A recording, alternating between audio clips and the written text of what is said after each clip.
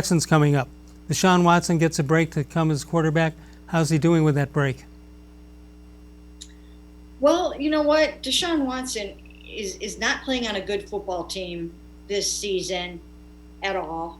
But he is still a remarkable quarterback. He's still very, very good. And that's why this game is a little bit dangerous because he's a good quarterback and he's got a little chip on his shoulder for the Cleveland Browns because they did pass on him in that 2017 draft. And he was, just not somebody that they really thought too seriously about taking. And I think that he does like to beat them. So he'll come in here with a little bit of extra motivation, a little extra juice, and he's got some weapons.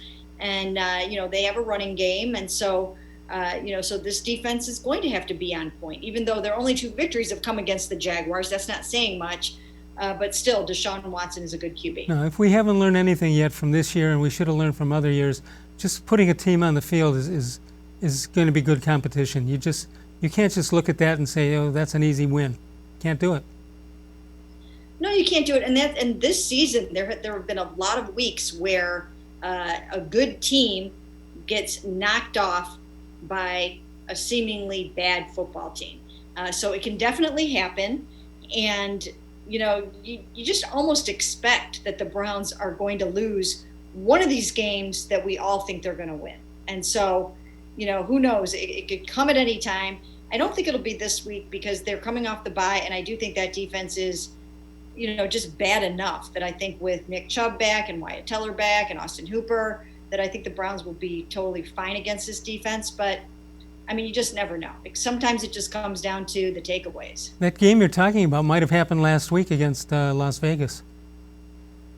Might have been a game. I know the fans thought it was a win for sure. Yeah, you know what? But that was a game where I just didn't think that it was a no-brainer that the Browns were going to beat them because their offense was playing really well. So I didn't think that was a no-brainer. There are some no-brainers that I think that are coming up on the schedule. Yeah, New York and New York. Yeah, New York, Jaguars, those kinds of games I really expect the Browns to be able to win without too much trouble. So those are obviously the ones they're going to have to really be on point for. All right, so the Houston game, they got David Johnson the Browns will have to worry about. What do we need to worry about in that case? Well, you know what? He's a good runner. He's a good hard runner, and he's got Duke Johnson backing him up. So they've got a nice 1-2 punch.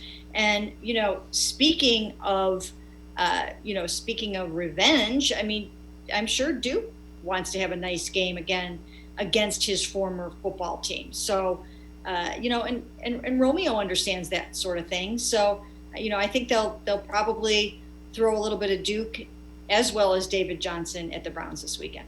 All right, but coming to the rescue for the Browns is the Texans' defense, which is horrible. It is horrible. You want to talk about pick your poison. They're not stopping the run and they're not stopping the pass, and they're amongst. As you can see there, they are last in a lot of different things, and they're just not getting the job done. And you just can't win football games that way. So, therefore, I would expect that the Browns' offense is going to have, a little bit of a coming out party. Maybe I think it's going to be. They're probably going to score a significant amount of points, probably in the 30s against this defense. 2-1.